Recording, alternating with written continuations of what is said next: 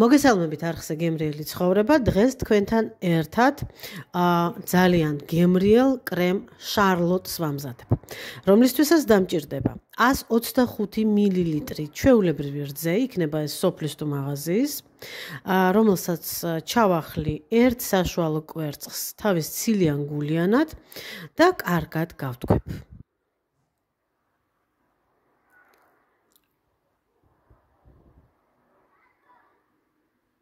ყოველი შემთხვევისთვის ამ კარგად გათქვეფილ რძესა და კვერცხს პატარა საცრით გადავწურავ და ქვაფში გადავიტან.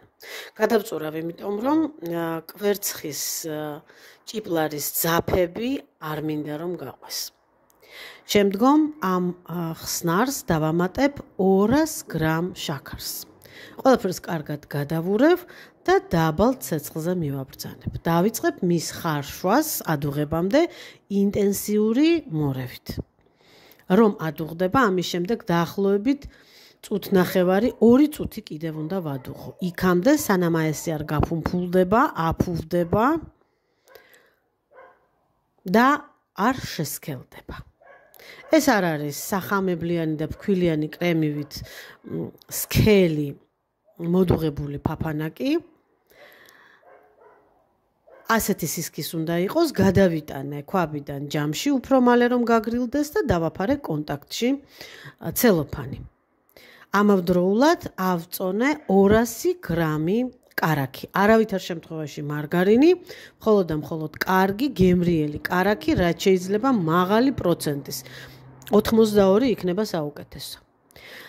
კარაქიც და მოდუღებული შესქელებული სიროპიც ოთახის ტემპერატურამდე რომ მივიდა, კარგად გაფუმფულებამდე, გათეთრებამდე გავთქვიფე კარაქი და თითო-თითო 2-2 კოვზი სიროპის დამატებით ვაგრძელე თქვება. ახლა მე ვამზადებ ემულსიას კარაქითა და სიროპით. კარგია თუ ცოტა-ცოტას შევიყვანთ, აჭრის შანსი ნაკლები იქნება.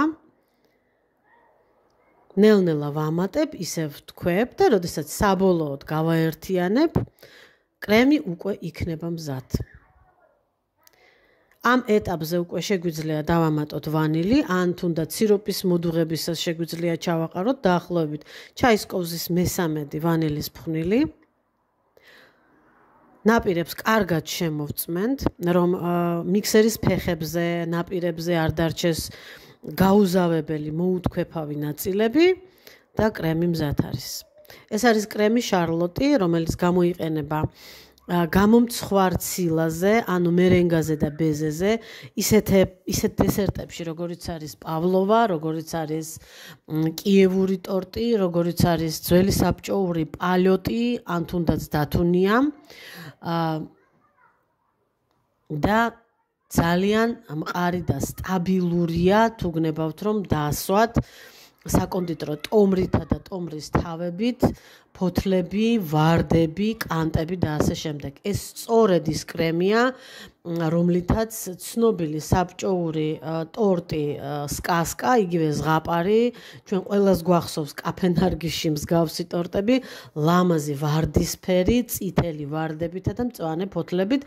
იყო ეს კარაქის კრემი და იყო ამგვარად მოხარშული და იყო ძალიან გემრიელი. გამოიყენეთ რეცეპტი, გამოიწერეთ არხი, მე კი გემშვიდობებით მომავალ გემრიელ შეხვედრამდე.